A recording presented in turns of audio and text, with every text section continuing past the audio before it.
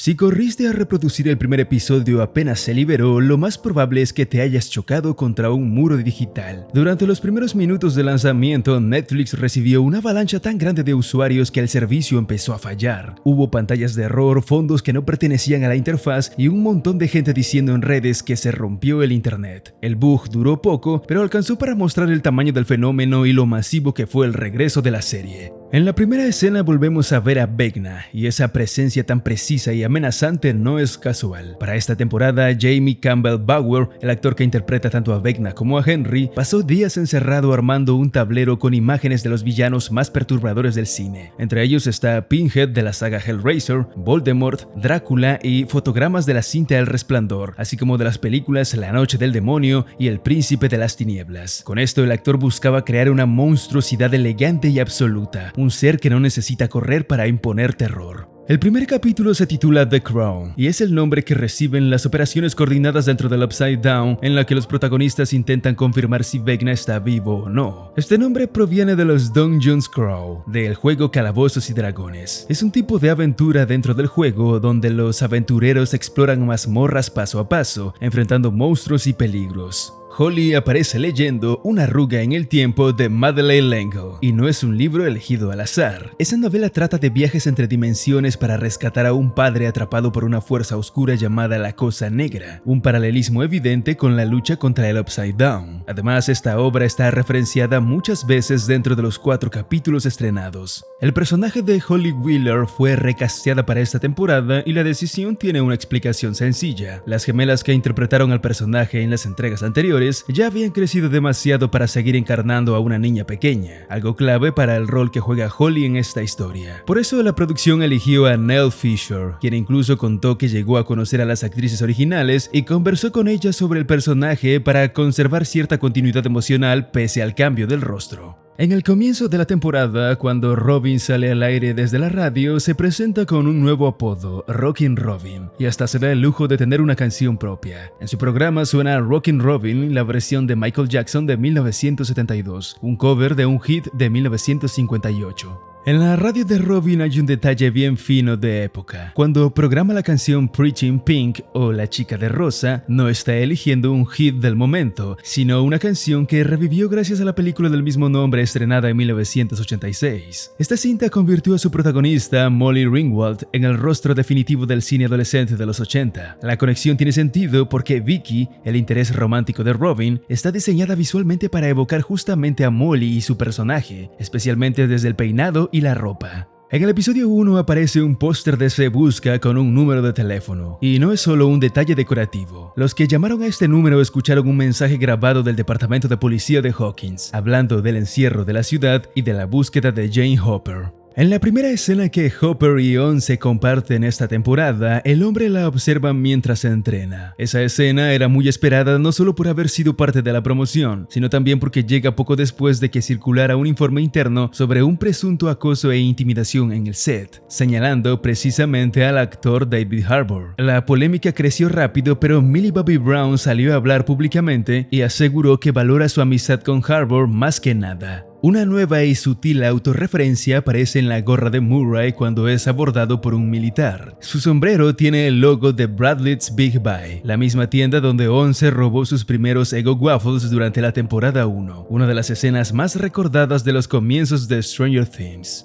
En la escena donde el grupo usa miniaturas de calabozos y dragones para representarse, Hopper es identificado con el diseño de un fighter o luchador, un guerrero robusto, frontal y especializado en combate cuerpo a cuerpo. La elección funciona perfecto para su rol en la historia. Es el protector del grupo, el que siempre se arroja primero al peligro. Durante varios momentos vemos a Robin con una playera que dice "Bring me up, this place sucks". La frase parodia el clásico "Bring me up" de Star Trek, muy popular en las playeras y merchandising no oficial de los años 80. Pero el detalle que lo vuelve más interesante es el contexto, ya que pocas semanas antes de los eventos de este episodio se había estrenado Star Trek The Next Generation, así que el hype estaba por las nubes. Cuando aparece por primera vez la Dra. Kay, interpretada por Linda Hamilton, se escucha un sonido metálico distintivo. Este es un detalle que seguramente sacó una sonrisa a los fans de la actriz y la saga Terminator, pues ese efecto es muy parecido al que acompañaba las intros de las películas, funcionando como un guiño directo a su rol histórico como Sarah Connor. Para asustar a su bully, Dustin deja una serpiente en su locker.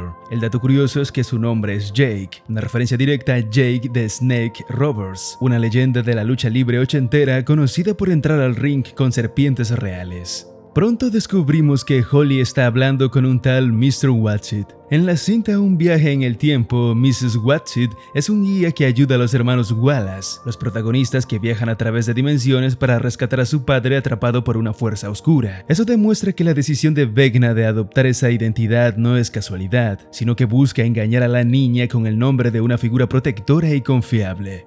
En la escena en la que Holly es de alguna manera bautizada como parte del grupo, recibe un clérigo como su miniatura de calabozos y dragones. En el juego, los clérigos son personajes capaces de curar, proteger e incluso revivir, y son figuras de apoyo esenciales en los momentos más críticos. Que Holly reciba justamente esa clase funciona como una pista sutil de que la joven terminará siendo mucho más importante de lo que parecía al principio. En una de las escenas aparece una lata de Coca-Cola Classic, y ese detalle tampoco es casual. En 1985, Coca-Cola lanzó la polémica New Coke, una nueva fórmula que generó rechazo masivo y que incluso apareció en la temporada 3 de Stranger Things. Tras apenas 3 meses de críticas, la empresa trajo de vuelta la receta original bajo un nuevo nombre, Coca-Cola Classic, que es exactamente lo que vemos en este episodio. En la habitación de Holly vemos un póster y un juego de cama de Rainbow Brite, parte de su decoración clásica para una niña de los años 80. Rainbow Brite era una franquicia de medios protagonizada por una niña colorida y optimista que usaba la luz y los colores para combatir fuerzas oscuras. Lo interesante es que en el especial animado titulado Peril in the Pits, Rainbow Brite viaja a una tierra subterránea oscura llamada The Pits o Los Pozos, un lugar donde todo está literalmente al revés, una clara referencia al Upside Down.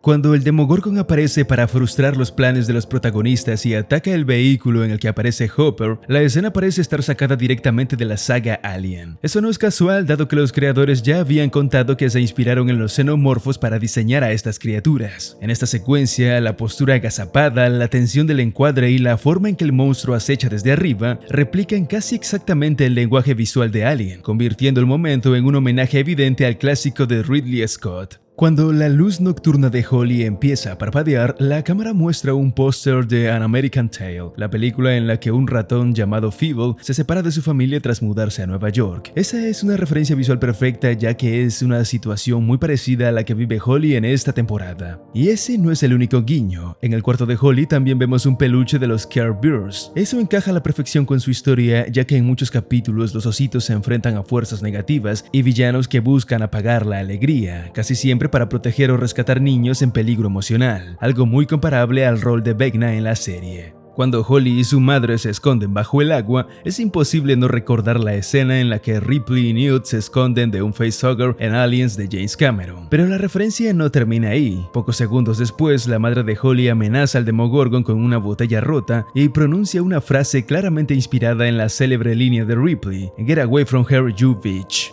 Aunque desde el comienzo vemos las similitudes entre Will y Holly, la serie lo reafirma con el nombre del segundo episodio titulado La desaparición de Holly Wheeler. Quizá no lo recuerdes, pero toda esta aventura comenzó en 2016 con el lanzamiento del primer capítulo titulado La desaparición de Will Byers. Cuando Steve se encuentra en la camioneta, vemos que hay una calcomanía del cometa Halley, el mismo que pasa cerca de la Tierra cada 72 u 80 años. En los 80s, muchos lo asociaban con profecías del fin del mundo, convirtiéndolo en un pequeño detalle visual cargado de humor oscuro. Cuando Robin necesita escapar de la mirada atenta de Joyce, improvisa una excusa técnica y le dice que hay un problema con el condensador de flujos del equipo. Esa expresión es una referencia directa al dispositivo que permite viajar en el tiempo en Volver al Futuro, uno de los íconos del cine ochentero. Cuando Once descubre que Hopper está herido, él recuerda su paso por el ejército. Aunque no lo dice de forma explícita, todo apunta a que se refiere a la guerra de Vietnam. Lo curioso es que en ese conflicto el Viet Cong utilizaba complejas redes de túneles como ventaja estratégica, exactamente igual que lo hace Hopper. En las escenas en las que Will confirma que puede ver a través de Vecna, la serie introduce un guiño directo al lore clásico de Calabozos y Dragones. En el juego existe un artefacto legendario llamado Ojo de Vecna, que permite al portador acceder a parte del poder del propio Vecna a través de un vínculo oscuro. En el cierre del episodio 2, Henry lleva a Holly a su antigua casa, reconstruida tal como era en el pasado, y la escena termina con el tema Mr. Sandman sonando de fondo. La elección no es azarosa, dado que habla de sueños, ilusiones y mundos fabricados, exactamente lo que Vecna crea para manipular a Holly dentro de este espacio mental. En la clase de Derek, mientras Vecna lo observa por detrás, vemos que tiene frente a él un modelo de un Tesseract. Verlo aquí no es casual, dado que en una arruga en el tiempo, el libro que está leyendo Holly al comienzo, el Tesseract permite viajar entre realidades plegando el espacio-tiempo.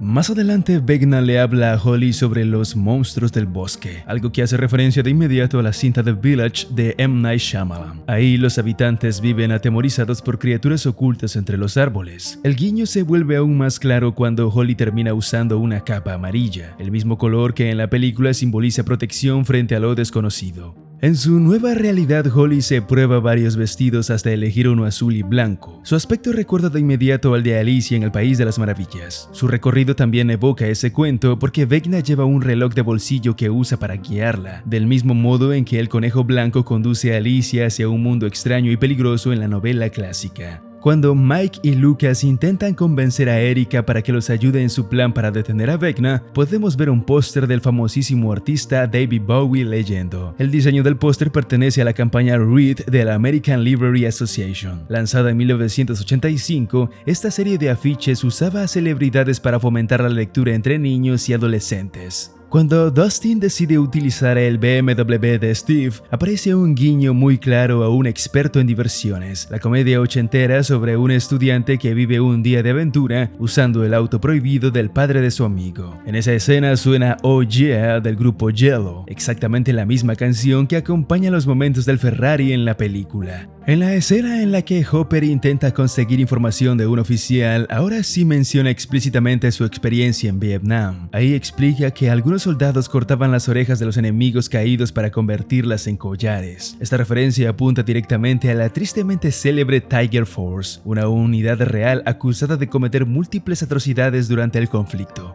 En el episodio 3 coinciden dos elementos estrechamente relacionados, las incursiones mentales y la dirección de Frank Darabont. Este guionista fue el responsable de dirigir la cinta conocida popularmente como Freddy 3. Estrenada en 1986, el mismo año en que transcurre la temporada, su trama también gira en torno a jóvenes perseguidos por un enemigo que los ataca en el plano onírico. La estética es muy similar a la del momento en el que Onze ingresa en la mente del soldado para obtener información. Derek tiene varios videojuegos en su habitación, pero hay uno particularmente interesante, Ghosts and Goblins. En este clásico de 1985, el héroe debe abrirse paso por un reino invadido por espíritus y criaturas demoníacas, luchando nivel por nivel contra fuerzas sobrenaturales. La elección no parece casual, ya que la temporada 5 también presenta a Hawkins como un territorio infestado por monstruos del Upside Down. La habitación de Derek funciona como un pequeño museo de la cultura pop de los años 80. Vemos Garbage Pile Kids, que son tarjetas coleccionables famosas por su humor grotesco, figuras de G.I. Joe, la línea de acción militar más popular de la década, y por último un póster de La Gran Aventura de Pee-wee, la comedia surrealista de Tim Burton que marcó a toda una generación.